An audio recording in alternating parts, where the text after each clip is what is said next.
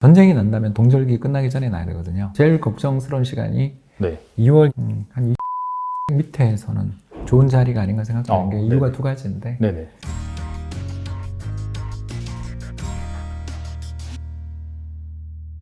네, 홍춘욱 박사님 모셨습니다. 안녕하세요. 네, 안녕하세요. 반갑습니다. 잘 지내셨나요, 그동안에? 예, 뭐 그땐 여름이었던 것 같은데 네네. 벌써 이렇게 시간이 또 흘러가지고 잘 됐습니다. 참 시간이 잘 가는 것 같습니다.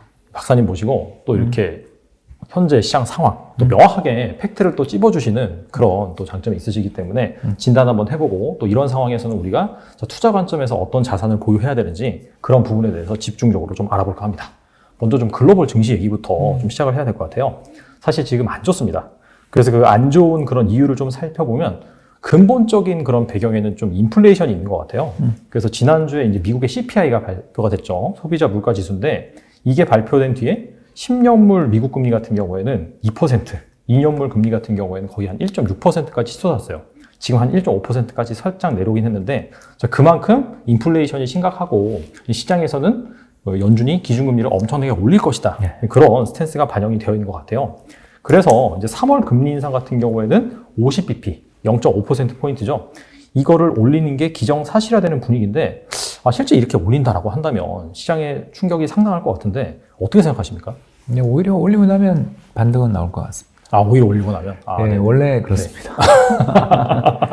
그 2016년을 돌이켜 보셔도 2016년에 첫 번째 금리 인상이 있었거든요. 네네. 2008년 글로벌 금융위기 이후에 연준이 8년을 참았어요. 근데 진짜 오래 걸렸죠. 예, 오래 걸렸죠. 그래서 2013년에 한번 양적 완화 규모 축소하겠다 할 때도 한번 시장이 아주 크게 흔들렸고 2016년에 결국 금리를 인상하긴 했는데 뭐 15년 말에 인상을 했죠. 15년 말에 인상을 하긴 했는데 그때 금리 인상하기 전에 되게 전후에서 굉장히 힘들었고 그렇죠. 오히려 16년, 17년을 돌이켜보면 시장이 아주 좋았습니다. 꾸준히 오르기 시작했죠. 16년부터 네네. 그 연말에 뭐 트럼프 당선 이럴 때 시장이 좀 변동성이 있었지만 여러 악재에도 불구하고 2016, 17년을 돌이켜보면 금리 인상 속에 주식시장이 좋았어요.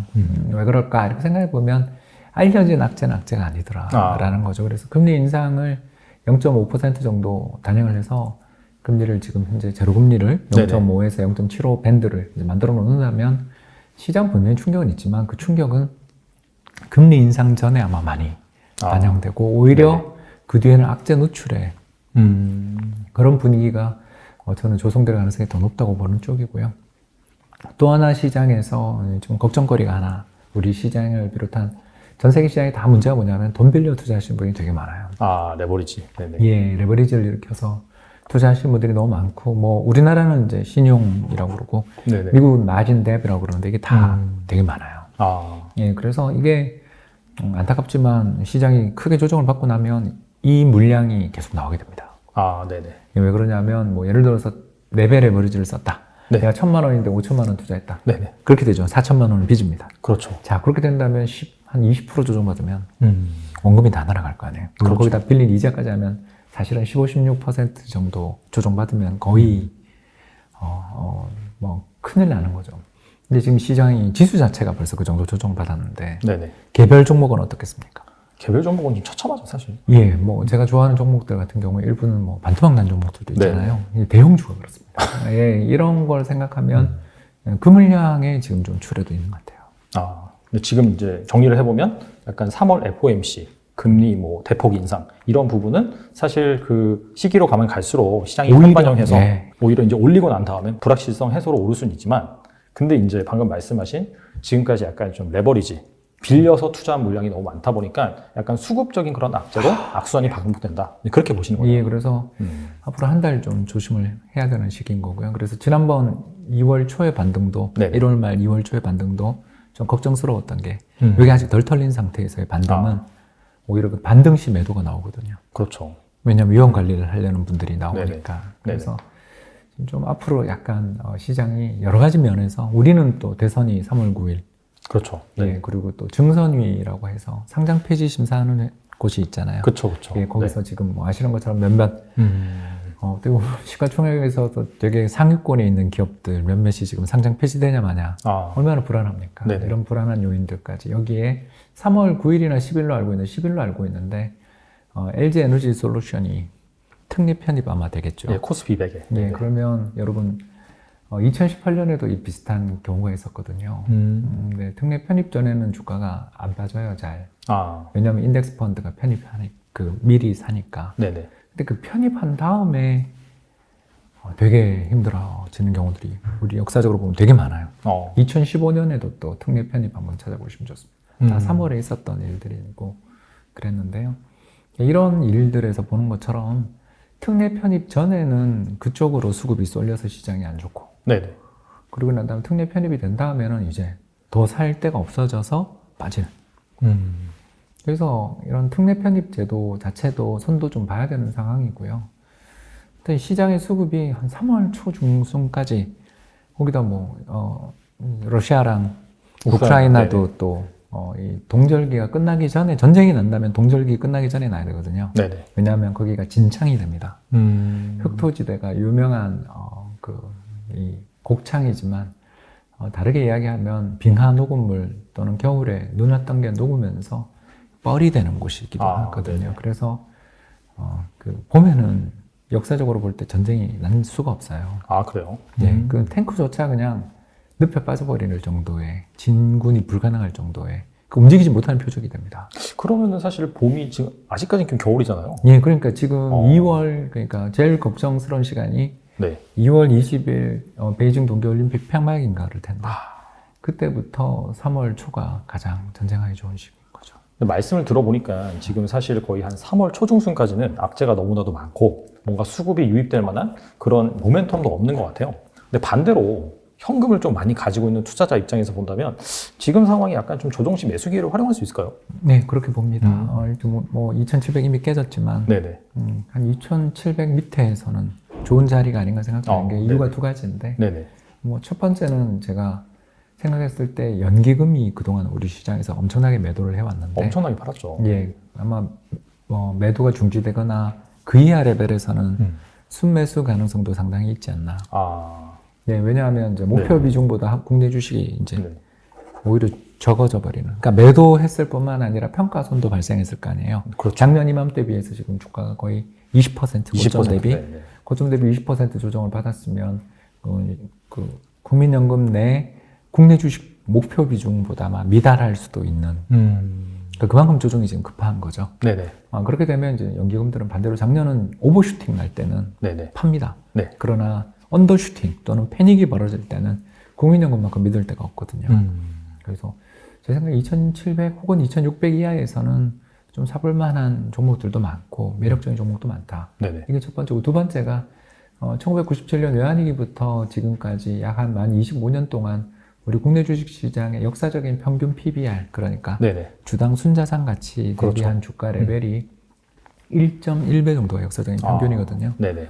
근데 이제 지금 1배가 거의 깨진 것 같거든요. 물론 이거 LG 에너지 솔루션이 이제 굉장히 비싼 값에 들어왔기 때문에 네네. 이게 시장의 PBR을 더블 카운팅하면서 높였죠. 높이는 네네. 그런 결과를 가져왔기 때문에, 일단 LG 에너지 솔루션 들어오기 전에 기준으로 해서 보니까 2,700선이면 올해 한 해 우리가 벌어들일 이익 유보를 감안해 볼 때 0.9배 한 초반까지도 볼 수 있었거든요. 네네. 근데 외환위기 때가 0.6배, 네네. 2008년 글로벌 금융위기가 0.8배, 그리고 2020년 코로나 팬데믹 때가 0.7배가 맞아요. 네네. 역사적인 최저치들이거든요. 네네. 그러니까 그거까지 간다고 쳐도 0.9배에서 사면 10% 조정인 그렇죠. 거예요. 네네. 이해되시죠? 네네. 그러면 그 정도는 주식하면서 감내하고 사야 되거든요. 그래서 LG 에너지 솔루션 때문에 약간 PBR 계산이 약간 달라지긴 할 텐데, 아무튼 저는 그 회사는 저는 포트폴리오 없는 회사니까 그렇게 생각을 해본다면 대략적으로 우리 시장의 전체적인 PBR 레벨로 생각해 볼 때 2,700 혹은 2,600 밑에서는 분할 매수는 해볼 만한 그런 레벨이라, 저는 2월 말 3월 초로 가면서 네네. 또 한 번 또 제가 지난번 페이스북에 네네. 2,700 깨지는 날 샀다고 또 한번 올리기도 했지만 이번에도 또 아마 사지 네네. 않겠나. 어. 저는 전체 포트폴리오의 현금 비중은 네. 한 15% 정도는 꾸준히 가져가거든요. 네, 그게 이제 이럴 때, 어느 한쪽이 크게 빠질 때 네네. 먼저 그걸 좀 저가 매수해주고 그 다음 순서로 네네. 많이 올랐던 걸 또 차익 실현해서 현금 비중을 다시 확보하고 그런 식으로 매매를 하니까 네네. 지금은 일단 뭐 미국 주식이나 국내 주식이나 다 싸니까 싼 방향으로 가는 시장에서 좀 매력 있는 그런 포인트를 잡아보려고 하고 있습니다. 네. 말씀하셨는데 미국 주식도 이제 매력적이고 싸다라고 말씀하셨는데 이 미국 주식을 보는 뷰에 있어서 싸다고 보시는 분도 계시고 그 다음에 거품에 붕괴되고 있다 뭐 그런 식으로 판단하시는 분도 계시더라고요. 근데 박사님 같은 경우에는 거품의 붕괴라기보다는 지금 좀 싸다 그렇게 이제 판단하신 거네요. 예, 그 ROE가 높아요. 그러니까 네. 어떤 나라를 그 평가를 할 때 네. PBR의 역사적인 밴드를 보면 미국이 한 3.2배 정도 95년부터 보면 네. 같이 봐야 되니까 네네. 그렇죠. 3.2배인데 지금이 4.5배? 네. 좀 비싸요. 네네. 비싼 건 맞는데 95년보다 지금 ROE 그러니까 기업의 수익성의 네. 절대적인 레벨 자체가 그때에 비해서 한 3%포인트, 4%포인트 정도 ROE가 높아요. 아. 네, 그렇다면 그냥 비싼 정도지 버블이라고 단언하기는 어려운 거죠. 게다가 네네. 미국 시장에서 또 급등을 주도했던 섹터가 어떻게 보면 좀 기술주 섹터인데 그렇죠. 네네. 기술주 이외의 섹터들은 또 좀 싸거든요. 특히 저는 배당을 중요하게 그 해외 투자를 할 땐 배당을 많이 보고 사는데 네네. 뭐 보면 배당 수익률 기준으로 해서 3에서 4% 정도 되는 우량 기업들, ROE가 높은 우량 기업들은 지금 굉장히 많더라고요. 네네. 네, 그래서 누차 지난해도 와서 한번 이야기한 것 같은데 네네. 그 해외 투자를 하라고 해서 그게 QQQ 또는 뭐 TQQQ 네. 뭐 이런 식으로 네네. 나스닥 일변도로 하는 건 대단히 위험하다. 그 왜 그러냐 하면 지난 시간 가장 성과가 좋았던 기업일 때일수록 조정 시 가장 그쵸. 왜냐면 매물이 많이 나옵니다. 차익을 아직도 벌었기 때문에 네네네. 차익을 실현하고 싶은 사람들이 나오거든요. 그래서 일단 좀 조정에 취약하다는 게 첫 번째고 두 번째는 금리 오를 거라고 우리가 봤잖아요. 그렇죠. 금리 오를 때는 아무래도 좀 투자자들 입장에서 이렇게 미래 이익을 올해 지금 땡겨서 밸류에이션 하는. 그러니까 저야 올해 기업 이익을 올해 이익을 땡겨서 밸류에이션 했잖아요. 우리나라는. 그렇죠. 왜냐하면 네네. 저는 사면 올해 연말까지 갖고 있을 거니까. 네네. 근데 성장주들은 대충 한 5년, 10년을 땡겨서 그러니까 5년 뒤 이익, 10년 뒤 이익까지 지금 주가에 좀 반영하는 그러니까 네네. 퍼가 높죠. 네네. 그런 밸류에이션을 세게 땡겨서 하는데 지금처럼 이렇게 금리가 쫙쫙 올라가는 시기에 과연 5년 뒤, 10년 뒤 일을 어떻게 예측할 수 있으며 또 더 나아가서 그때 벌어들일 이익을 몇 퍼센트 이자율로 디스카운트 해줄 거냐에 대해서 고민해 봐야 되잖아요. 머리 아프죠. 그러면 네. 아무래도 투자 심리들이 조금 위축될 수도 있다. 그러니까 하지 말자가 아니라 기술주도 ROE 높고 계속 성장성이 보이고 트랙 레코드 나오는 회사는 사야죠. 그러나 모든 기술주가 그렇진 않잖아요. 그렇죠. 그래서 옥석 구분이 좀 필요한데 그냥 이거는 돈 만드는 기계다. 네. 돈 목싹이다. 네네. 그렇죠. 그런 표현들 우리 많이 듣잖아요. 네네. 그런 식의 이야기를 하시며 그렇게 투자를 그런 쪽으로 한 1년 정도 거의 리스크가 없이 이익이 늘어날 거로 보이는 섹터를 한번 잡아보자면 우리나라 대선 출마하신 유력 후보들 보면 죄다 전부 건설 많이 하겠다고. 그러니까 이게 뭐 역사상 유례없는 호황이 해운업계에 찾아왔어요. 네네. 그러면 해운선사들은 배 주문 안 할까요?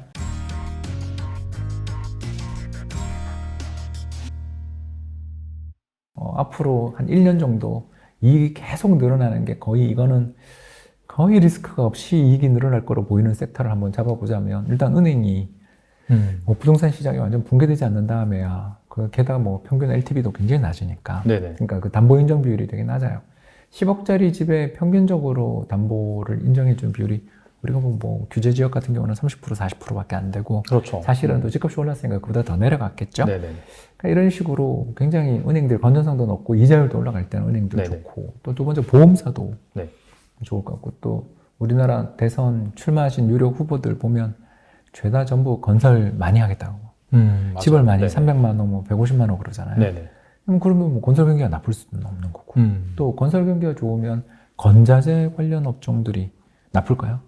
유리를 만들고 가구를 만들고 싱크대를 만들고 인테리어를 하고 네네. 이런 데가 나쁠까요? 거기다가 저 건설 회사가 이렇게 좋아지는데 철근 만드는 데는 어떨까? 또 이렇게 건설 회사들 철근 좋아지고 하는 것뿐만 아니라 지금 물동량이 어마어마하고 지난 한 해 동안 전 세계 주요 해운선사들의 이익이 1,500억 불 났거든요. 네네. 우리 돈으로 한 200조 가까이 되는 거죠. 한 180조. 그러니까 이게 뭐 역사상 유례없는 호황이 해운업계에 찾아왔어요. 네네. 그러면 해운선사들은 배 주문 안 할까요? 그럼 조선이 나쁠까요? 도크가 다 찼다 그러잖아요. 네네. 그러다가 지금 LNG, PNG 무서워서 쓰겠습니까? 아, 파이프라인으로 오는 천연가스를 PNG라고 그러는데 네네. 러시아산 무서워서 쓸 수 있어요? 걸핏하면 잠그는데? 자, 그러면 뭐 정해져 있잖아요. LNG선을 마음에 들어야 된다고요. 미국에서 수출되는 액화 천연가스를 실어 나를 수 있는 배는 우리나라만 만들 수 있잖아요. 그렇죠. 그럼 조선업종도 나쁘지 않죠. 음. 자, 이렇게 쭉 이야기를 하다 보면 네네. 여기에 하나 더 우리가 지금 위드 코로나 하죠. 이제 뭐 오미크론에 대해서 자가격리나 이런 것들도 백신 맞으신 분들은 안 해야 된다. 고 네. 나오고 있잖아요. 그렇죠. 네. 자, 이렇게 된다면 뭐 또 새로운 변이가 나오면 뭐 저도 모르는 거지만 여행, 호텔, 숙박, 음식료 이쪽이 나쁠까요? 그러니까 지금 이렇게 지옥이었는데 여기서 네네. 더 나빠질까요? 살아남은 해운선사들이 지금 잔치하는 일이 거기서는 없을까요? 이렇게 보면 살 게 너무 많아요. 너무 많네요, 진짜. 말씀 들어보니까. 예. 그러니까 그렇기 때문에 경기가 뭐 박살나서 주가 빠질 수밖에 없다라고 보시는 분들도 계시겠지만 그렇다고 보기에는 너무 경기가 좋다. 그리고 더 좋아질 섹터들도 많이 보인다. 이게 지금 순환으로 봐야 되는 거 아닌가. 그러니까 주도주의 순환 과정에서 네네. 시장이 힘들어하는 거 아닌가. 그리고 네네. 물론 금리 인상에 대한 공포, 이게 오래간만에 온 네네. 거의 6년 만에 금리가 인상되니까 다시 인상되는 새로운 금리 인상 사이클에 대한 공포, 이런 것들이 시장을 분명히 어둡게 만들고 전쟁 리스크까지 있는 건 알지만 네네. 과연 시장의 이익이 작년 이익이 역사상 최고치고 올해는 박살날 수밖에 없는가? 네네. 그렇게 물을 보면 뭐 줄어들 수는 있는 게, 왜냐하면 우리나라는 뭐 반도체랑 자동차 비중 너무 크니까. 그렇죠. 근데 뭐 거기가 지금 뭐 반도체 자동차도 엄청 좋지만 거기 꺾인다 쳐도 딴 데가 이렇게 좋은데, 그러니까 적자 났던 데가 흑자 돌아서거나 아니면 적자 규모를 줄이거나 이익이 팍팍 늘어나는 업종들이 보이는데 네네. 시장이 그냥 다시 PBR 0.8배도 계속 역사적 네네. 최저치가 0.8이라고 지금 우리가 얘기하고 있었는데 네네. 2,700 정도면 올해 2,600 정도겠죠. 2,600이나 2,700 정도면 올해 0.9배인 것 같은데 여기서도 또 깨져서 2,500도 가고 2,400도 가고 쭉쭉 가야 된다 라고 하면 이건 잡아야 되는 거 아닌가. 그러니까 주식시장이라는 게 아무리 힘이 없고 비리비리하고 네네. 대출받아 주식 산 사람이 너무 많아서 이게 조정시에 취약하다라는 건 동의하고, 그건 네네. 뭐 비명은 나올 수 있다. 그러나 이럴 때 사고 싶은 마음이 드는 기업들도 좀 많이 보인다. 이런 이야기죠. 네네. 박사님 말 들어보니까 뭐 어차피 뭐 미래를 알 수 없지만 그럼에도 불구하고 박사님께서 보시는 뷰 같은 경우에는 이 경기가 뭐 너무나 연준이 뭐 금리를 과다하게 올려서 내지는 인플레이션이 너무 심해서 뭐 전쟁 리스크 때문에 완전히 침체 국면으로 갈 가능성은 낮다, 그렇게 이제 이해할 수 있겠네요. 그렇죠. 왜냐하면 경기가 너무 좋아 벌어지는 일 아니냐. 그래서 특히 여기에 이제 전쟁 리스크, 공급 네네. 쇼크까지 있는 거잖아요. 네네. 근데 공급 쇼크가 뭐 한정 길어질 수 있는가에 대해서 이제 제가 질문하는 거죠. 그러니까 우리가 뭐 제일 나쁜 정책을 뭐라고 부르냐면 가격 통제 정책이라고 그러거든요. 네네. 가격을 일정 이상으로 받지 마. 네. 이렇게 이야기하면 기분은 좋은데 그럼 공급이 늘지 않잖아요. 그렇죠. 네네. 그리고 암시장이 생기죠. 네네. 그래서 오히려 수급난이 오래 갑니다. 근데 반대로 가격이 오르는 걸 뭐 자본주의 경제는 그렇지만 좀 내버려 두는 것도 필요하거든요. 그러면 어떻게 되냐면 이렇게 높은 가격이 앞으로 유지될 거라는 기대가 높아지면 네네. 공급이 늘거든요. 어떤 공급이 늘 것인가? 아까 조선업종 이야기 잠깐 했죠. 네네. 그래서 2020년부터 이미 그 수주가 늘기 시작했고 작년은 어마어마하게 늘었고 올해도 뭐 풀 가동이 될 텐데, 네네. 이런 공급의 증가가 왜 그런데 잘 안 되냐 하면 빈도크를 채워서 배를 만들기 시작했다 해도 인도하는데 2, 3년 걸리는 거. 시차가 발생하죠. 네. 그리고 두 번째가 거기 일하시던 분들이 해고되고 그 지역을 떠났을 가능성이, 우리 남동 해안벨트를 떠났을 가능성도 있고, 또 그분이 지금 예를 들어 물류업에 종사하실 수도 있잖아요. 네네. 지금 돈 잘 벌고 있는데 임금을 더 줘야 가시지 않을까요? 그렇죠. 예, 그러면 더 주면 해결될 문제죠. 이해되세요? 네. 그러니까 이게 네.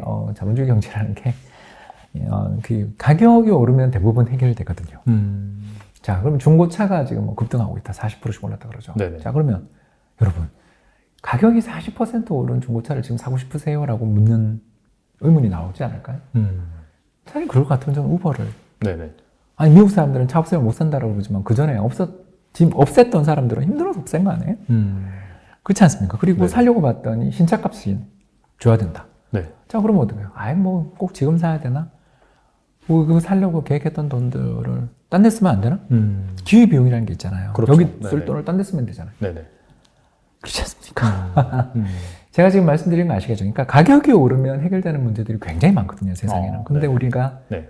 그게 무한정 오를 때는 영원히 갈 것처럼 생각해요. 그렇지 않습니까? 네네. 그렇기 때문에 참 이코노미스트들은 그렇게 공감 능력이 떨어진다 이렇게 이야기하시는 분도 계시겠지만 저는 가격이 오르는 게 문제를 많이 해결한다. 네, 라고 봅니다. 그래서 이 문제를 해결하는 방법은 물론 금리 인상도 있어요. 금리 인상을 하게 되면 네. 경기 안 나빠질 거 아니에요. 네네. 금리 인상하면 경기 안 나빠고 특히 부동산 시장이 안 좋아지겠죠. 네네. 네, 그렇게 되면 뭐 건설업에서 잘리는 사람들 또는 건설업에서 종사하시는 분들이 다른 데로 가면서 인플레를 억제해 줄 수도 있을 거고요. 또 집값이 상승한 데 따르는 임대료의 상승 문제도 해결될 수도 있는 거고요. 또는 투기꾼들이 그렇지 않습니까? 레버리지를 일으켜서 네네. 선물 시장에서 예를 들어서 원유 선물을 뭐 대거 매집했다. 이런 네. 투기꾼이 있을 수 있잖아요. 그렇죠. 이 사람 입장에서는 캐리하는데 끌고 가는데 포지션을 끌고 가는데 이자 비용이 엄청 들 거 아니에요.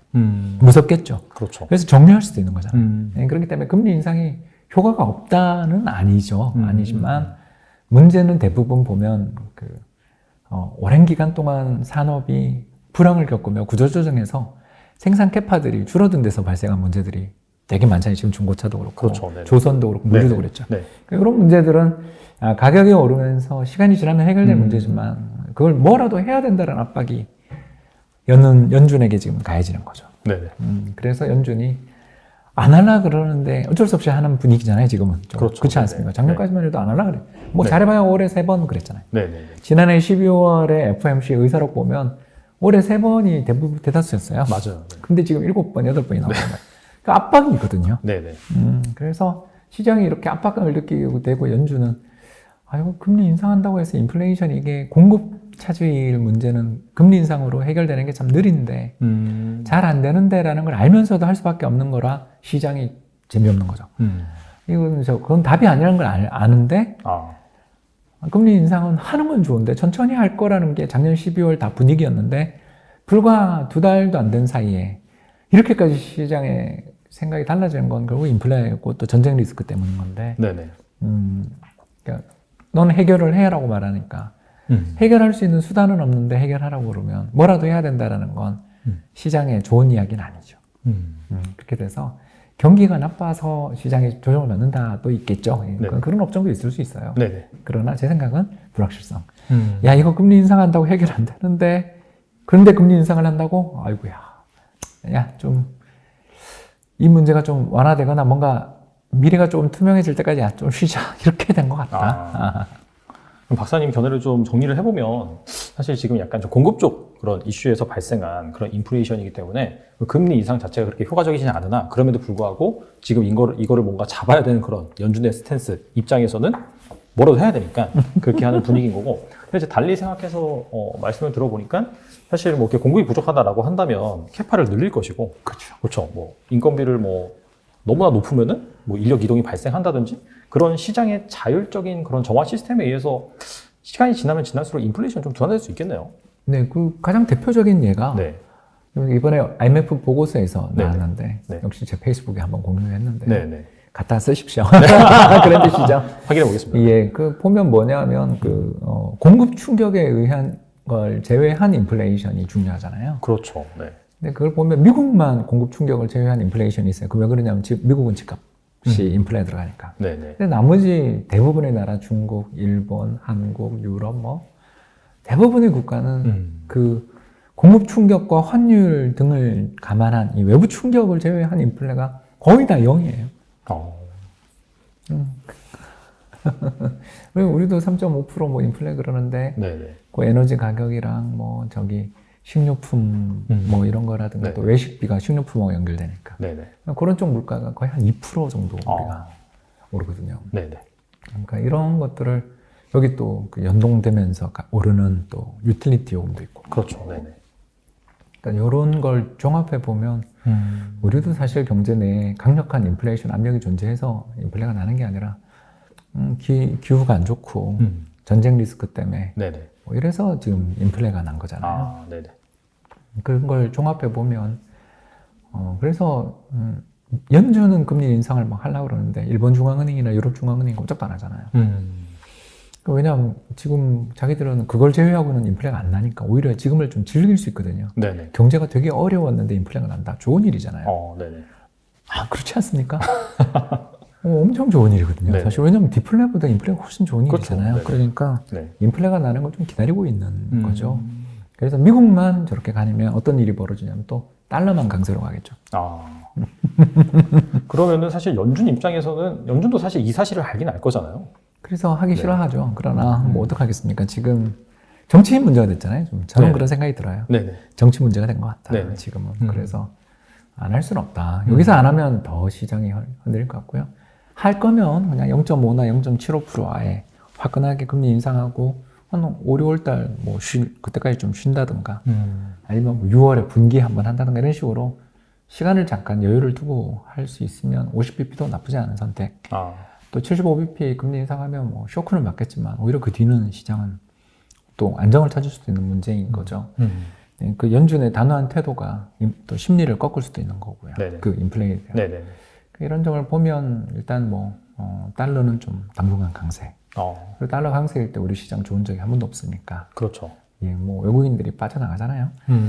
그러니까 우리 국내 수급 문제도 되게 안 좋은데다가 외국인 수급도 안 좋으니까 남아있는 건 많이 빠지면 국민연금 들어온다밖에. 그리고 또 저 같은 뭐 PBR 0.9배, 이건 또 기회가 왔네. 이렇게 생각하는 사람들 일부만 사지. 매도 압력은 처음에는 더 클 거라서 저는 그래서 분할 매수.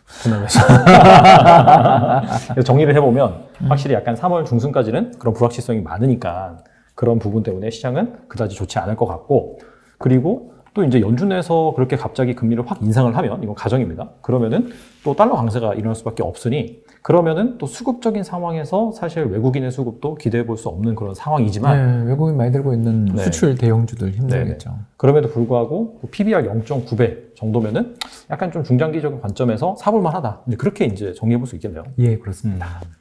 알겠습니다. 참 이게 작년 이게 우리나라 시장은 장기 투자하기에 적합하지 않은 시장이죠. 네네. 이 두 가지 문제가 다 꼬여 있는데, 그럼 어떻게 해야 되냐? 간단한 거죠.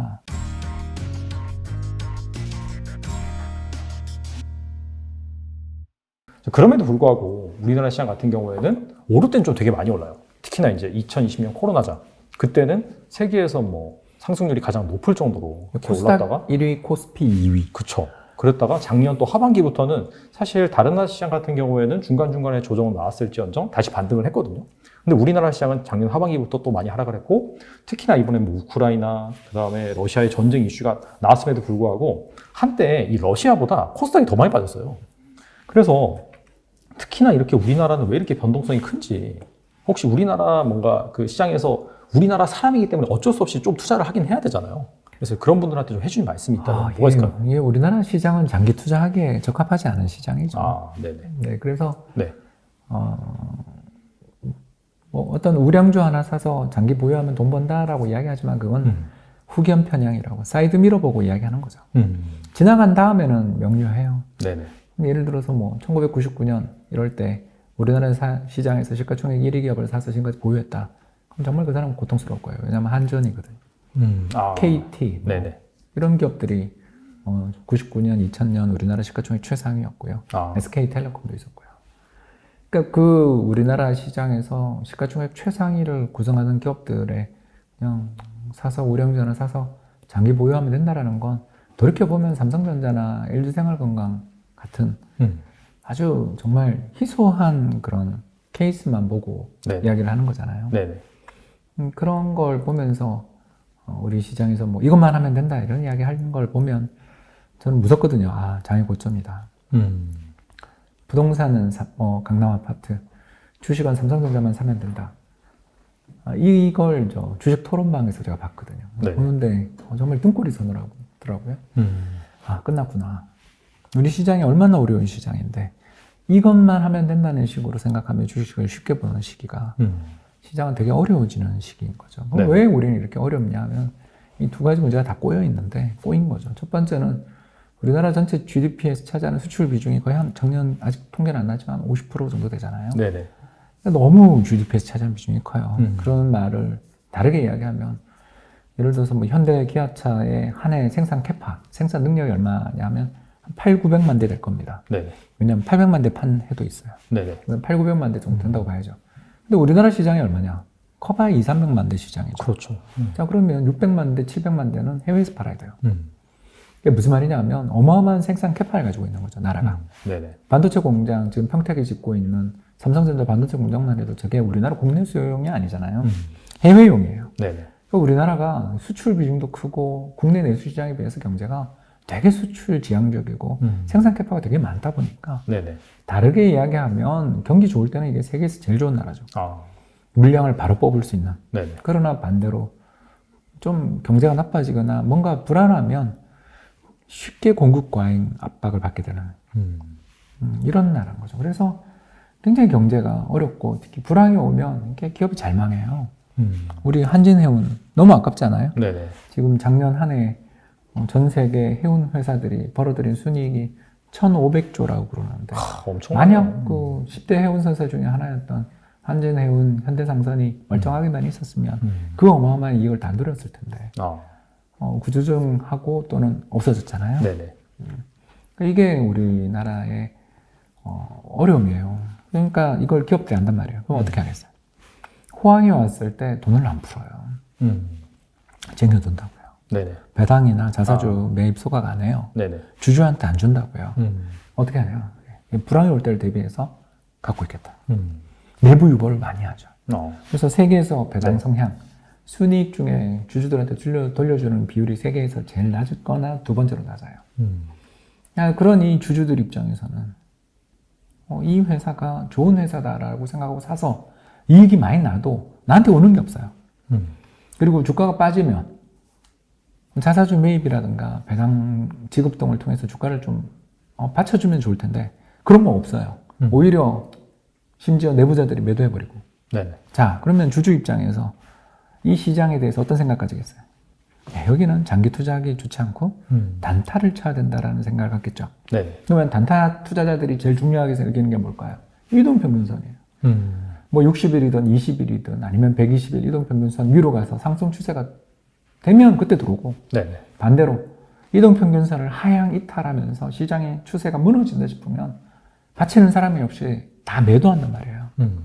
그게 모멘텀 전략 아닙니까? 그렇죠. 네네. 결국 우리나라 주식시장이 왜 그렇게 힘드냐면 오를 때는 모멘텀 세력들, 모멘텀 투자자들이 확 붙어서 수급도 좋아지고 기업 실적도 좋아지니까 네네. 분위기도 좋아지면서 오르고 반대로 한번 빠지기 시작하면 주주들한테 해주는 것도 없는 데다가 뒤통수는 안 치면 다행이고 또 주주들 입장에서는 아이고 역시 우리나라가 그렇지 그러고 돈 다 빼버리고 국장 왜 투자하냐 이런 이야기가 나온단 말이에요. 그러니 이 시장에 버팀목이 없어요. 네네. 그러니까 이익 모멘텀이나 이런 것들이 꺾이는 순간 악순환이 순식간에 발생하면서 아무리 기업 실적 지금 좋다 그래도 아무도 안 봐요. 그게 우리 주가랑 아무 상관이 없으니까. 이런 식으로 시장이 움직인다라는 걸 네. 염두에 두시면 앞으로 바뀌겠냐. 첫 번째 우리나라 기업들이 불황에도 이익을 빡빡 내는 굉장히 체력 좋은 또 불황에도 가격 인상할 수 있는 정자 샤넬처럼 또는 저 시계 브랜드가 뭡니까? 뭐 그런 것처럼 네네. 너무너무 이 불황에 가격 인상할 수 있을 정도의 가격 결정 능력을 가지고 있는가? 없잖아요. 그런 회사 있나요? 생각이 안 나네요. 네. 또 네. 주주들이 네. 몰려다니지 않고 테마 관심 없고 세력들이 어떻게 움직이는지 관심 없고 기업의 실적만 우직하게 파는 가치 투자자 혹은 또는 내재 가치에 대해서 주목하는 투자자 혹은 장기 투자자 뭐든 좋습니다만 아무튼 그런 투자자들의 세력이 시장의 압도적인 다수가 될 것인가? 꿈도 꿀 수 없는 소리 같고 그러면 다음번에도 또 이럴 거라는 거죠. 그러니 우리나라 주식시장에 투자할 때는 어떻게 해야 된다? 에이, 시장이 너무 이것만 하면 돼? 그럴 땐 좀 조심해야 되고 반대로 다 도망가고 반대 매매 나올 때는 그땐 들어가야 되는 거죠.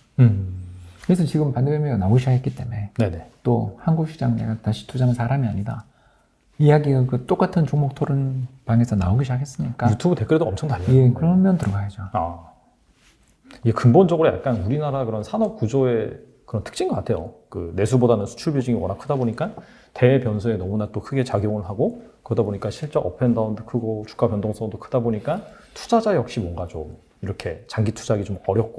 또 그러다 보니 네. 기업들 입장에서 네. 주주 알기를 또 그쵸. 우습게 네. 알게 되는 게 뭐 보유하는 게 뭐 며칠간, 몇 분, 며칠 정도 보유하고 단타를 하니까 주주라는 생각보다는 우리 회사의 주인이라는 생각보다는 손님 취급하는 뜨내기 손님 취급하는 거죠. 네네. 터미널이나 역 앞에 식당 맛없는 거랑 똑같죠. 그 뜨내기 손님들만 상대하는데 뭐 이 사람이 나에게 이야기해주는 평판이 되는 게 겁나지 않잖아요. 그러니 요즘은 이제 안 그렇죠. 요새는 네. 저는 사실 벌써 거기 고터 맛집도 있는데 네네. 근데 아무튼 좀 공부를 하고 찾아보면 분명히 맛집은 있겠지만 예전에 우리가 역 앞이나 터미널 앞에서 밥 먹지 마라 네네. 그런 이야기를 했었던 이유가 네.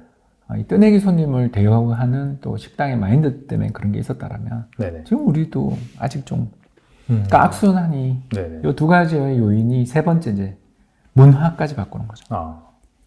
주주 알기를 뜨내기 손님 취급하는 다시 안 볼 사람 취급하는 그런 문화도 굉장히 크고 또 이 문화에 이제 하나 더 세금 문제가 또 있는 거죠. 그죠? 상속세가 세계에서 제일 높은 산에 속하니까 이 상속세를 또 고지고대로 다 받을 수 있으면 말도 안 해. 못 받잖아요. 수많은 편법과 다양한 수단들을 통해서 다 회피하는데 회피하는 거 못 잡아내면서 상속세율만 비현실적으로 높게. 그래서 정말 정당하게 상속세 내는 사람은 칭찬받는 분위기가 나오는 게 이게 악법이잖아요, 이런 건. 잘못된 법이다. 상속세율을 너무 심하게 이상한 수준으로 높게 만들어서 힘있고 정보력 있는 돈 많은 사람들은 다 피해 나가고 오히려 잔챙이만 고생하는 네네. 이런 식의 법들. 또 법이 그 금액이 예를 들어 뭐 30억 넘으면 세율이 크게 올라요. 네. 예를 들어서 그러면 이게 이런 식으로 법의 어떤 커트라인을 정하면 안 돼요. 뭐 어떻게 해야 되냐면 도시근로자 가계 소득의 10배가 넘는 자산에 대해서는 몇 퍼센트 이렇게 나와야지. 인플레이션이 경제는 발생하는데 소득이 올라가는데 2000년에 만들어놨던 법에서 30억 정해놓은 걸 지금도 유지하고 있다라는 게 이게 말이 됩니까, 여러분? 그러니까 아주 편의주의적이죠. 그러니까 그 관료들이 제가 편하게 묻고 싶어요. 그런 법을 만드신 관료분들은 네. 그러면 네. 연금 받으실 때 인플레 반영 안 하고 금액 그냥 고정된 채로 돌아가실 때까지 받는다 그러면 참으시겠어요? 그렇지 않습니까? 연금은 인플레이션이 연동되잖아요. 근데 왜 세금의 커트라인은 인플레이션이 연동 안 됩니까? 정말 이상한 제도의 범벅이고 이런 부분에 대해서 그동안 아무도 이야기를 못했어요. 왜냐하면 주식은 이 문화가 연동돼서 주식하는 사람들은 좀 이상한 사람들인 거고 투기꾼이고 네네. 또 그 장관 후보자라는 사람이 나와서 난 주식해 본 적 없다는 소리를 당당하게 하고 그러잖아요. 네네. 부끄러운 줄 모르고 이게 이 나라의 문화란 말이에요. 근데 이 나라의 문화가 그러다가 이번 동학개미 운동 때문에 네네. 투자자들이 이제 현실을 알게 되죠. 자기가 네네. 투자를 해서 보니까 이게 주식시장이 엉망이라는 걸 알게 됐으니까 이제 제도를 바꾸자라는 이야기가 나오게 된 거고 그러면 잘 바꿔야 되는데 네네. 감정적으로만 자꾸 이야기가 나온 것 같아서 오늘 조금 이야기해봤습니다. 알겠습니다. 뭐 어쨌거나 이게 한국 시장의 문제, 근본적인 문제 때문에 사실 이렇게 변동성도 크고 그런 부분이 있는데 이런 부분을 확실히 좀 잘 알고 투자를 할 필요는 있을 것 같고요. 자, 그렇기 때문에 또 앞서서도 말씀해 주신 부분이 사실 한 3월 중순까지는 불확실하다. 하지만 밸류에이션은 어느 정도 매력적이기 때문에 뭐 분할 매수 관점에서는 접근해볼만 하다고 말씀해 주셨어요. 그럼에도 불구하고 여러 가지 지금 대외 악재, 변수 이런 것들이 산재하고 있는 상황이라서 이런 상황에서 자산 배분을 어떻게 하는지 그 부분이 정말 중요할 것 같습니다. 네. 그래서 박사님 보시기에는 현 상황에서 좀 자산 배분을 어떻게 하면 좋을지 약간 좀 공격적인 투자자형 스타일 아니면 약간 좀 보수적인 투자자형 스타일 그렇게 약간 좀 이원화시켜서 말씀해 주시면 좋을 것 같습니다. 일단 뭐 투자의 기본은요. 네네. 반반이에요. 반반. 네. 모반인가요? 예, 네. 달러 반, 원화 반. 약간 반대로 움직이는 자산. 네. 네네네. 한국 사람이 아까 지금까지 쭉 이야기해서 들으셨겠지만 한국 주식시장은 투자하기 좋은 자산이 아니에요. 그러면 안 할 거냐? 근데 아까 우리 이야기했지만 2020년에는 세계 주가지수 상승률 1위 했단 말이에요. 그렇죠. 그럼 안 할 거냐? 이건 네네. 아니죠. 그죠? 쌀 때 사면 또 보답을 해주는 시장이잖아요. 그렇죠. 그 보답이 언제 올지 몰랐어요. 그렇죠. 네. 그래서 뭐 예를 들어서 2014, 15년은 정말 힘들었잖아요. 그때 완전히 박스권이었죠. 예, 네. 뭐 2200고 30 역사적인 최고치를 뚫을 뻔 하다 못 뚫고 무너지고 네, 네. 외부 악재도 많았고요. 네. 그런 식이 박스피에 걸리면 뭐 정말 진이 빠집니다. 그렇기 때문에 주식시장에 대해서 뭐 그냥 사두면 번다. 이거는 그냥 정말 도덕책 이야기고 저는 그런 이야기 하시는 분들은 정말 당신은 그렇게 하는가 이렇게 묻고 싶고요. 그렇게 네. 못하는 분이 대부분이다. 그럼 어떻게 해야 되냐? 간단한 거죠. 시장에 대해서 투자 판단을 일단 좀 보류하자. 그럼 모르겠다. 네네. 어떻게 합니까 이걸? 네. 작년 이맘때 이런 1년 뒤에 이렇게 될 거라고 생각하는 사람이 누가 있습니까? 거의 뭐 그냥 100명 중에 한두 명 정도밖에 없었을 거예요. 또 뭐 경기 나빠져서 주가 빠질 거라고 이야기하신 분들도 있었고 경기는 너무 좋잖아요. 네네. 아니 경제 성장률 올해 IMF가 우리나라 3% 전망하고 미국이 4.9인가 전망하잖아요. 네네. 이게 불황입니까? 지난 10년 동안 우리나라 성장률 연평균 2%인데 네네.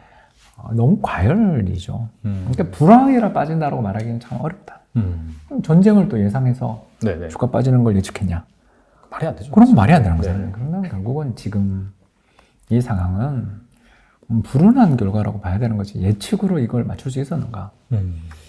묻는 거죠, 제가. 못 맞춘다, 이거.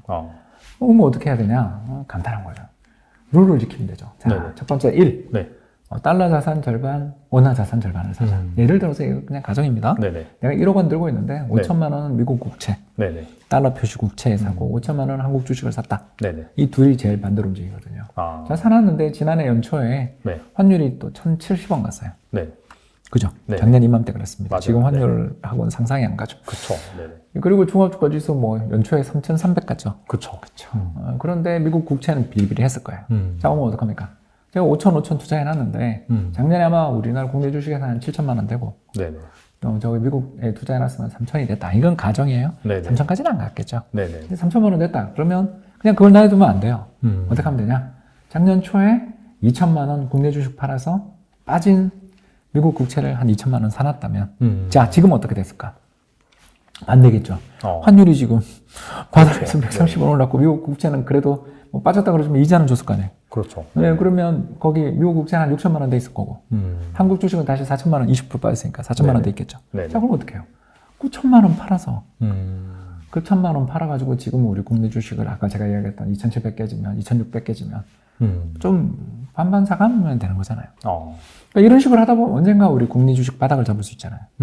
그렇지 않습니까? 그렇죠. 이게 이런 식으로 투자를 해나가면 이게 경제 위기가 와도 2008년 환율 1,500원, 2020년 환율 1,300원, 코로나 팬데믹 이런 거 와도 환차익에서 버틸 수 있어서 번 돈을 네. 차익 실현해서 저가 매수하는 건 마음이 덜 아프잖아요. 그렇죠. 네네. 왜냐하면 달러에서 환차익이 발생했으니까 이해되시죠? 네네. 그러니까 그 번 돈만 갖고 조금 저가 매수해도 이게 마음 편하거든요. 네네. 자, 이런 식으로 투자하는 게 기본이고요. 두 번째, 네네. 여기서 이제 한 발 더 나가고 싶다. 네. 그럼 어떻게 하냐? 4개로 나눠서. 미국 국채만 좋은 건 아니잖아요. 그렇죠. 한국 국채도 좋은 자산이거든요. 네네. 또 한국 주식만 좋은 자산이 아니라 미국 주식도 좋거든요. 그러면 20%, 20%, 20%, 20% 이렇게 하면 네네. 80%를 가지고서 한국 주식 20, 미국 주식 20, 미국 국채 20, 한국 국채 20을 사죠. 네. 그럼 나머지 20%이 남잖아요. 요거는 이제 MMF 넣어놓는 거죠. 그러고 있다가 올해 같은 날이 왔어요. 네네. 올해 같은 날이 오면 어떻게 돼요? 뭐 미국 쪽 투자해놓은 건 환율 때문에 덜 빠졌겠죠. 네네. 거기는 뭐 예를 들어서 2천만 원씩 투자했다 시면 아직 4천 그대로예요. 근데 한국 채권, 뭐 한국 주식은 여기 3천이 됐다. 아니 그러진 않죠. 네네. 그러면 현금 들고 있는 건 1,000만 원 가지고서 다시 4천만 원 만들어주는 거죠. 현금을 갖고 있으면 이게 또 사기가 편해요. 왜냐?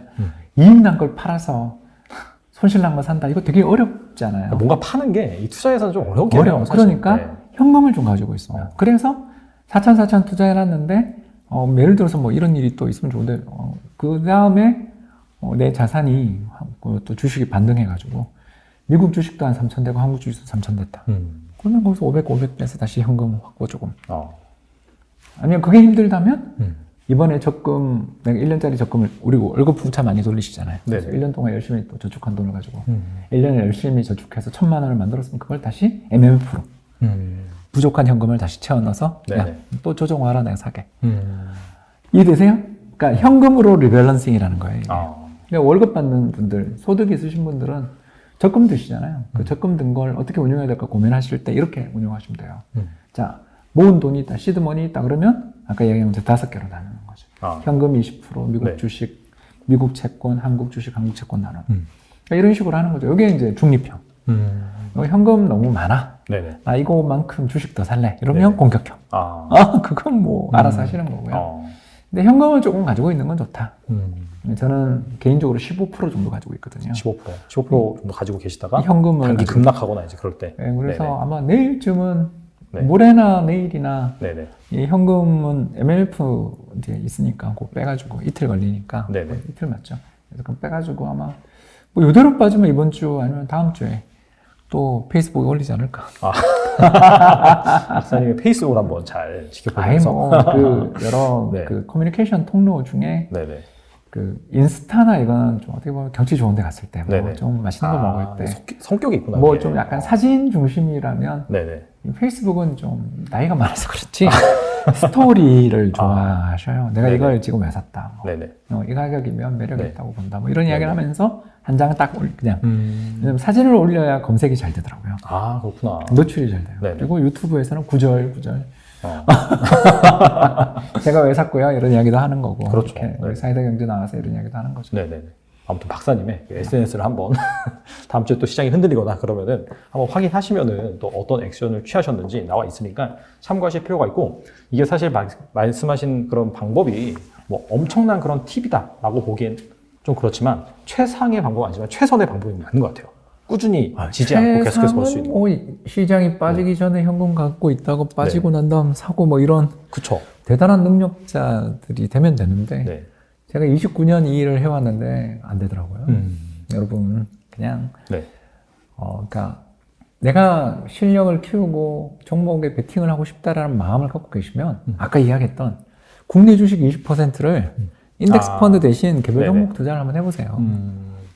그래서 자기가 인덱스보다 잘 번다라고 하면은 네, 그거는 그 길을 가면 되는 거고, 그죠? 예, 계속 네. 그 비중 안에서 개별 네네. 종목 투자하면 네네. 되잖아요. 아니면은 그냥 인덱스 펀드 하고. 예, 근데 대부분 왜 제가 이런 말씀드리냐면 저도 못 이기더라고요. 그래서 정말 시장을 이긴다는 게 이렇게 어렵구나. 정말 어려워요. 그래서 네네.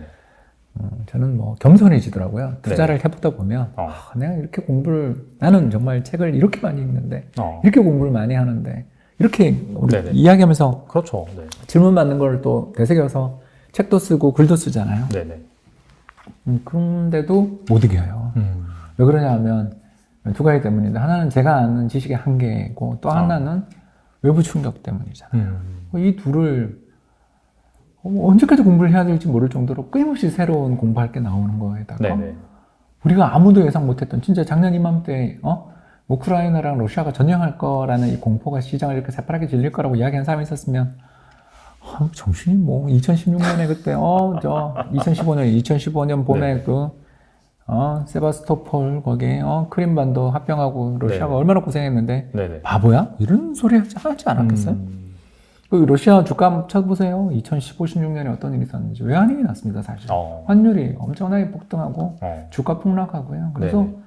그 러시아 그 지수 RTS 지수인가 그런데 네네. 그 로이터 지수인데 네. 그게 아직도 그 달러 기준으로 그 2015년 고점을 회복 못했다니까요. 잃어버린 지금 7년이에요. 러시아 시장이. 네네. 그만큼 고통받았는데 네. 또 전쟁을 할 거라는 게 이게 경제적으로는 이해가 안 되죠. 정말 그 독재국가의 지도자의 마음 변하는 걸 네네. 그것까지 예측해서 투자한다? 아이고. 그게 가능해요? 트럼프가 낙선할 거라고 생각하는 사람이 있습니까, 진짜? 그러게요. 작년 대선 결과 보고서 놀란 사람 많지 않으세요? 진짜 놀랐거든요. 저는 그래도 트럼프가 이길 줄 알았어요. 왜냐하면 미국 대통령이 재선에 실패하는 경우가 거의 없어요. 맞아요. 네. 카터랑 부시 말고 있었나? 지난 40년 동안. 그러니까 거의 현직 대통령이 이게 워낙 프리미엄이 있어요. 네. 근데도 지잖아요. 그러니까 이런 정치적인 변화 이런 걸 예측해서 난 투자하겠다 그러시면 이건 뭐 너무 힘든 일이라서 그냥 그런 거는 접고 아까 이야기했었던 그런 방법에서 개별 종목은 그 한도 내에서 해보겠다.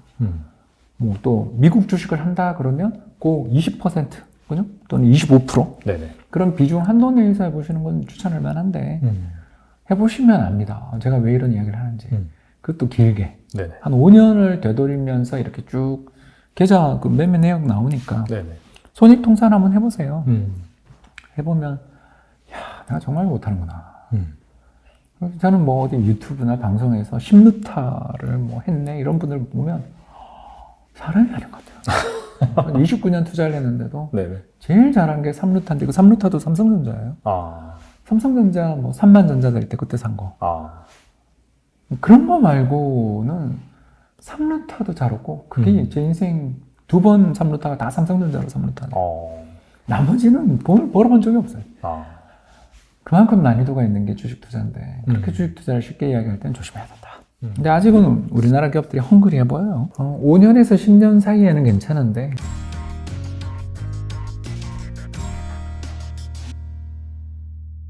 그 최근에 전반적으로 이제 긴축 행렬이 일어나고 있잖아요. 미국 중심으로 해서 우리나라 같은 경우에도 기준금리를 올리고 있고. 예. 근데 유독 약간 좀 정반대 스탠스를 취하는 국가가 있습니다. 바로 중국이죠. 중국 같은 경우에는 한 작년 12월부터 뭐 전반적으로 기준금리 인하라든지 뭐 그런 등등 부양책을 좀 쓰고 있어요. 그렇다면 약간 투자자들이 생각하기로는 중국 주식 많이 빠졌고 게다가 경기 부양책 하네 라고 하면서 중국 주식 지금 약간 저가적인 측면에서 메리트가 있지 않을까? 이렇게 생각할 수도 있는데 어떻게 생각하시나요? 이 부분은?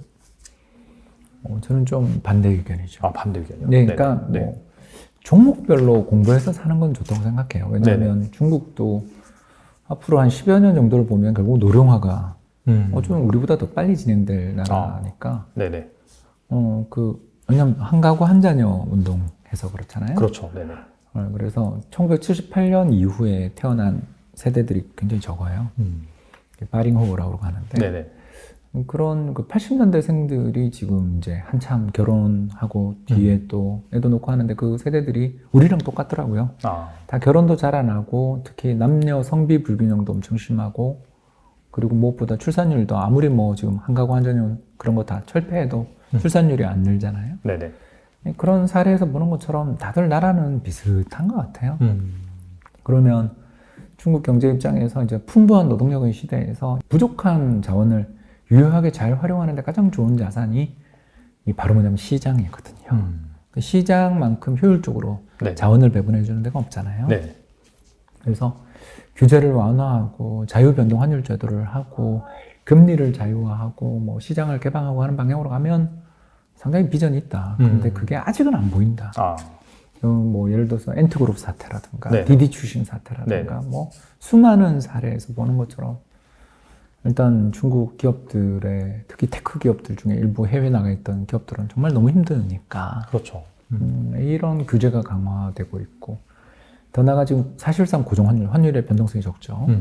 고정환율 제도인데 미국은 금리 인상하는데 중국이 금리 인하한다. 네. 그래서 미국과 중국 간의 금리 역전이 올해 하반기에 나올 텐데 그러니까 이 예상대로라면 네네. 우리가 올해 뭐 이연준이 금리 6번 인상한다는 게 거의 컨센서스니까 네네. 그 6번이면 2번에 50bp씩 올린다고 쳐도 150bp에서 그러니까 1.5에서 1.75%까지 올해 연말 갔는데 네. 중국 금리가 예금 금리가 얼마인지 아시죠? 1% 중반입니다. 진짜 낮네요. 그러면 어떻게 될까? 해외 유출이 2015년 국내 주식시장을 새파랗게 질리게 만들었던 그 8월 19일의 대학살이 중국 유엔화 평가 절하하고 한투기 공격남에서 시작됐잖아요. 네네. 그러면서 중국 관련주 대표적인 게 아모레퍼시픽 주가가 그쪽 어떻게 되는지 한번 지금 쳐보시면 좋을 겁니다. 네. 그러니까 그런 어마어마한 시장의 충격이 그 중국의 위엔화 평가 절하에 시작됐는데 위엔화 평가 절하가 왜 2015년에 그렇게 불거졌냐 하면 15년 연준이 금리 인상을 공언했기 때문이잖아요. 그래서 고정환율 제도에서는 환율 변동성이 적으니까 네. 기축통화국가가 금리를 인상하면 네네. 다른 나라도 따라가야 되거든요. 네네. 그렇죠. 근데 중국은 그때 안 따라갔잖아요. 왜냐하면 그때 그림자 금융 개혁한다고. 네네. 그쵸. 뭐 기억나실지 모르겠습니다. 그래서 이런 일들을 우리가 한번 본 적이 있는데 이번에 재현되지 말라는 보장이 있는가에 대해서 네네. 작은 가능성이지만 있잖아요. 그렇죠. 네, 그래서 이것까지 터지면 시장은 한 번 더 레벨 다운 될 수 있죠. 우리 시장도. 그렇기 때문에 낙관하기 어렵다인 거죠. 그래서 뭐 분산 투자의 일환으로 아까 제가 말씀드린 것처럼 또 이 회사는 중국이 앞으로 장기적으로 볼 때 아까 이야기했던 네. 이런 여러 가지 부족한 자원을 활용하기 위해서 친시장적인 정책으로 다시 돌고 시장을 개방하게 될 때 경쟁력을 갖추고 있는 중국 기업들 중에서 이 회사는 정말 비전이 있다. 네. 생각되는 그런 회사들은 개별적으로 사는 거에 대해서는 저도 찬성. 그러나 그 통화 가치 측면에서는 좀 리스크가 있는 네. 그 위엔화의 약세 가능성이 없지 않아 보이거든요. 그러면 겉으로 남고 속으로 좀 손해를 보잖아요. 네, 그렇죠. 아까 제가 러시아 이야기했잖아요. 네, 그죠? 네. 터키 뭐. 네, 네. 그러니까 그 루블화 환산 지수나 터키 리라화 환산 지수는 올랐죠. 그러나 달러로 환산해 보면 너무나 처참하잖아요. 왜냐면 환에서 다 손실을 보니까. 그렇죠. 예, 그게 현실이잖아요. 그래서 중국도 그렇게 되지 말라는 보장이 없으니까. 네네. 그래서 저는 달러 강세 국면일 때는 일단 신흥국 투자는 우리도 신흥국이고 좀 힘들더라. 그래서 선별적으로 좀 많이 빠지면 정말 매력적인 레벨, 밸류에이션이 가능한 시장에서는 저가 매수는 해볼 수 있지만 네네. 그냥 이 시장이 뭐 앞으로 경기 부양 정책도 하고 좋은데라고 이렇게 그냥 단순하게 평가하기에는 중국 경제가 가지고 있는 구조적 문제, 네네. 고정환율 제도 문제가 아직은 좀 염두에는 두셔야 될 것 같다. 알겠습니다. 방금 말씀하시기에 중국 전반적인 시장 관점에서는 아직 개방이 제대로 이루어지지 않았기 때문에 퀘스천 마크라고 하셨는데 개별 종목 관점에서 뭐 괜찮은 기업이 있으면 투자해도 된다. 뭐 그런 말씀하셨는데 지금 약간 화두가 미중 첨단 기술 패권 전쟁이잖아요. 트럼프 정부 시대 때는 주로 무역 전쟁을 벌였고 이 부분이 이제 바이든 정권으로 가면서 정말 첨단 기술 패권 전쟁을 하고 있습니다. 그래서 미국이 특히나 이 반도체 부분에서 중국을 좀 압박을 하고 있죠. 근데 그 얘기인즉슨 이 중국 대대적으로 자국 반도체 산업을 위해서 엄청나게 지금 지원을 하고 있는데, 근데 사실 우리나라가 또 이 반도체 강국이긴 한데 이렇게 중국에서 계속해서 반도체를 육성한다라고 한다면 우리나라랑 경쟁 구도가 되잖아요. 네. 이거 어떻게 보시나요? 상당히 좀 위협적이라고 볼 수 있을까요? 5년에서 10년 사이에는 괜찮은데 그 뒤는 뭐 문제가 될 수도 있죠. 그러니까 우리가 일본처럼 하면 우리도 망하는 거고요. 근데 뭐 일본처럼 하면 망하는데 이제 일본처럼이라는 표현이 중요한데 네. 1990년대 중반부터 일본의 패권이 무너졌고 네네. 그리고 결국 2011년 엘피다가 망했는데 네네. 엘피다는 이제 히다치나 후지츠 등등 일본을 대표하는 7개 반도체 회사가 합쳐져서 만든 회사죠. 네. 현재 이 회사가 망하게 되는 과정이 90년대였는데 88년을 전후한 반도체 규제가 제일 컸지만 그 뒤 90년대에 결국 무너졌는데 그 90년대 무너진 이유가 뭐냐면 그 윈도우 때문에 망했거든요. 윈도우요? 네. 예, 그러니까 윈도우라는 것이 90년대에 나왔습니다. 윈도우 3.1 뭐 이런 버전들 기억나시는 분들이 있겠고 또 그다음 윈도우 9.5도 기억나실 텐데 네네. 이게 뭘 이야기하고 싶으냐면 그 전에 컴퓨터는 전부 기업에서 쓰는 겁니다. 비싸서. 네네. 그래서 기업에서 쓰는 반도체는 어떻게 돼요? 안정적이어야 되죠. 고장나면 안 됩니다. 그렇죠. 그래서 이 그 물건 잘 만드는 장인 정신이 있는 독일과 일본 기업들이 아주 잘했어요. 근데 윈도우 95라든가 그 뒤에 여러 가지 이런 버전들이 나올 정도로 개인용 컴퓨터 시장이 커지면서 마이크로소프트가 어마어마한 거대 기업이 되던 시기에는 개인 PC 시장이 됐고 그 개인 PC 시장은 386 그 뒤에 펜티엄 386, 486, 586으로 가면서 보면 알지만 2, 3년 주기로 계속 컴퓨터가 새로 나와요. 네네. 우리 스마트폰 2년마다 바꾸는 것처럼. 그렇죠. 그렇죠. 그렇게 한동안 바꿨던 거 기억나실 겁니다. 네네. 이게 무슨 말이냐면 오래 쓸 게 아니면 적정한 가격에 적정한 성능으로 팔아야 되거든요. 근데 일본은 그걸 못했어요. 근데 그때 삼성전자를 비롯한 한국 기업과 대만 기업들이 그 파괴적 혁신의 순간에 고객이 기업에서 개인으로 바뀌는 시기에 집중적인 투자와 그리고 선점을 통해서 결국 일본 기업들을 패퇴시켰어요. 네네. 이걸 저희들은 파괴적 혁신이라고 부릅니다. 또는 와해성 기술이라고 부릅니다. 네네. 다 좋아요. 네. 그러면 그런 게 나올 때 선두주자가 방심하면 망하는 거예요. 그러면 지금 와해성 기술이 나오고 있는가? 네. 디램이나 낸드 플래시에서 네. 혹은 파운드리에서 삼성전자가 잘하는 거기다가 찰상 소자 CCD까지 해서 4개 정도 되는 반도체 부문에서 네네. 삼성전자가 그런 파괴적 혁신에 대응을 못하고 있는 증거가 있는가? SK 하이닉스가 그런 거에 잘 대응을 못하고 있는가를 봐야 되는데 네네. 아직은 없는 거죠. 오히려 철상 소자 쪽에서는 소니를 추격 중인 거고 TSMC한테는 여전히 역시 형편없이 밀리고는 있지만 그래도 화원들이 안 망하고 하는 것만 해도 저는 대단하고 생각하거든요. 그쪽 세계도 역시 선두주자에게 어마어마한 프리미엄이 주어지는 세계인데 그렇죠. 근데 우리 삼성전자가 물론 헤매고는 있어요. 네네. 헤매고는 있는데 그래도 2등이잖아요. 네네.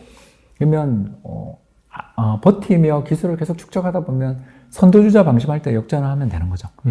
저는 그렇게 생각해요. TSMC가 영원히 방심하지 않으면 계속 이동으로 가면 되는 거고 그만큼 어려워요. 이 선두주자가 가지고 있는 확고한 고객 기반과 생산성을 파괴적 혁신이 나오기 전에 없는다. 이건 정말 힘들죠. 네네. 그런 면에서 놓고 보면 우리나라 기업들이 다음에 언제 어떤 파괴적 혁신이 올지는 제가 모르잖아요. 그렇죠. 그거는 전문가들한테 물어봐야 되는데 네네. 그게 올 때 대응을 잘못하면 지금 저 독일차 꼴이 나는 거예요. 전기차 시장이 지금 파괴적 혁신이 왔죠. 그렇죠. 네네. 지금 얼마 전에 정 회장님이 저는 그 말을 듣고 너무 제가 조금이지만 현대차 주주라는 게 제가 자랑스러웠는데 네네. 그 내연기관 자동차 개발 이제 안 하겠다 그러잖아요. 네네.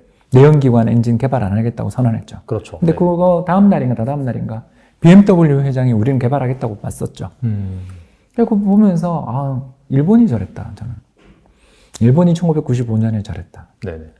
개인용 PC 시장이 어마어마하게 커질 게 보이는데도 기업용 PC 시장용 비싸고 고가의 디램만 생산하고 있었다. 앞으로 어떻게 될 것인가? 저는 전기차 아직도 저는 못 사요. 왜? 제가 사는 아파트가 낡아가지고 전기차 충전 시설이 없어요. 다만 네네. 누구나 알다시피 다음번에 지금 제가 차를 잘 타고 있지만 네. 다음번 차는 나 테슬라 한번 사봐야지. 아니면 전기차 한번 타야지라는 네. 생각 안 가진 사람이 있습니까? 굉장히 여러분 중요한 변화가 시작된 거예요. 그러면 지금 전 세계에서 테슬라가 제일 잘 팔죠. 자, 두 번째가 어디입니까? BYD를 비롯한 중국 기업이죠. 그렇죠. 왜? 중국 기업들이 내연기관 자동차 시장에서는 완전히 정말 힘들었어요. 아무리 잘 만들어봐야 전부 네. 1등하는 회사는 네. 중국 시장 내에서도 토요타 또는 혼다 아니면 GM이랑 합작한 기업들, 폭스바겐이랑 합작한 기업들이에요. 네네. 자국 순수 기업들 중에 1등이 없어요. 그런데 전기차 쪽에서는 테슬라가 여전히 1등이지만 BYD도 있고 다른 기업들이 쫙 나오잖아요. 지금. 그렇죠. 네네. 이런 것처럼 시장의 판도 기존에 있던 기술이 쓸모가 없어지고 고객 기반 서비스의 네트워크들이 필요가 없는 시장에 와요. 전기차는 이전에 존재했었던 기기공업의 총화인 내연기관 엔진이 없잖아요. 가전제품이라고요. 맞아요. 네. 그러니까 이런 쪽에 대응이 되는 회사는 그 전에 어마어마한 기술 축적과 그 전에 어마어마한 내공을 가지고 있던 회사일까 아니면 변화에 잘 대응하는 추격자가 잘할까 또는 신생기업이 잘할까 생각해 보면 되잖아요. 네네. 테슬라가 왜 잘하냐 하면 철수한 공장 알잖아요. 그 네네. 일본 기업으로 알고 있는데 일본 기업이 버리고 간 공장 싸게 인수해서 글로벌 금융위기 때 그 망한 공장 하나 싸게 인수해서 만들기 시작했고 또 거기다가 파나소닉하고 함께 네네. 솔라시티부터 해가지고 태양광 발전도 하고 하면서 배터리 기가 팩토리 만들어가지고 네네. 그래서 저렇게 로드스터부터 시작해서 차근차근 저렇게 나와서 지금 몇백만 대를 파는 회사가 이제 되고 있는 거잖아요. 그렇죠. 그러니까 이걸 앞에서 보고 있으면서도 내연기관이 아직도 뭐가 있네. 그걸 이야기할 수는 있지만 그런 기업보다는 내연기관 개발 안 하고 우린 여기 총력을 기울이겠다는 회사가 미래가 있는 거 아니에요? 근데 그런 산업들이 지금 나오고 있어요. 그러니까 그런 산업이 우리 아까 이야기했던 반도체 산업에서도 그런 파괴적 혁신이 시작될 때는 중국 기업들한테 우리가 질 수 있어요. 근데 그게 아직은 안 보이니까 그건 5년, 10년 걸리잖아요. 그렇죠. 제가 아까 로드스터 네네. 나오고 지금 10년 아닙니까? 네네네. 그러니 2010년대 초반이잖아요. 네. 테슬라가 10년 지나서 이제 빛보잖아요. 그런 것처럼 5년, 10년 안에는 안 보인다. 근데 그 뒤에는 모른다. 그 먼 미래까지 예측하려고 하면 안 돼요. 제가 가지고 있는 금원 중에 하나를 마지막으로 좀 말씀드리자면 네네. 경제학자는 네. 미래의 어떤 일에 대한 전망도 가능하고 네. 혹은 언제쯤 그런 일이 벌어질 거에 대한 전망도 가능한데 네네. 둘 다를 하면 안 된다. 언제 그런 일이 벌어질 거라고 이야기하면 안 된다. 이런 일이 벌어질 수 있어 네. 라고 이야기하거나 네. 언제쯤 변화가 올 수 있어 라고 이야기할 수 있지만 언제쯤 이런 변화가 올 거야 라고 예측하는 건 100% 틀린다. 그건 불가능하잖아요. 그래서 저는 5년, 10년 뒤는 모르겠다. 음. 그리고 그때 파괴적 혁신의 시대가 오면 반도체에서도 새로운 강자가 나와서 네네. 기존 강자들 다 망할 수도 있다. 근데 그거는 지금 시계, 지금 우리가 보고 있는 타임 호라이즌, 지금 우리가 보고 있는 지식의 한계 속에서는 안 보인다, 아직. 그래서 고생 더 할 것 같다. 네네. 그렇게 네. 보는 거죠. 알겠습니다. 이게 사실 그런 파괴적 혁신이 나왔을 때, 뭐, 중국 쪽에서 그런 엄청난 혁신이 일어난다면, 그렇게 이제 또 이렇게 전세가 뒤바뀔 수도 있는 거고. 근데 만약에 삼성전자나 SK하이닉스가 그런 파괴적 혁신에 어떻게 본다면 선두주자로서 계속해서 기술 혁신을 가져가면은, 지금까지는 하고 있죠. 그쵸. 근데 모르죠. 뭐. 네, 그쵸. 방심할 수 있으니까. 일본 기업들이 저렇게 될 줄 누가 알았어요? 그렇죠. 인텔이 80년대 후반인가 그 인텔이라는 책이 있거든요. 그 책 네네. 보면 네. 80년대 후반인가 막 그 반도체 규제를 가해가지고 일본 기업들 막 관세를 부과하고 막 그러면서 간신히 버티다가 비램 생산을 깨끗하게 접어버리거든요. 야, 이거 우리 도저히 못 이기겠다. 그 기술, 원천 기술을 만든 인텔조차 그 파괴적 혁신을 못 따라갈 때는 망하는데, 그러니까 그 뒤로도 CPU 생산해서 잘 살고 있지만, 네네. 디램은 망했잖아요. 그렇죠. 그리고 지금 점점 사실 주가 추이를 보면은 상대적으로는 계속해서 안 좋죠. 다른 그런 반도체 기업에 비해서. 그런 걸 우리가 생각해 보면, 네네. 선두주자가 압도적 패권을 가지고 있다 싶을 땐 조심해야 되는 거죠. 왜냐면 방심하니까. 네네. 근데 아직은 우리나라 기업들이 헝그리해 보여요.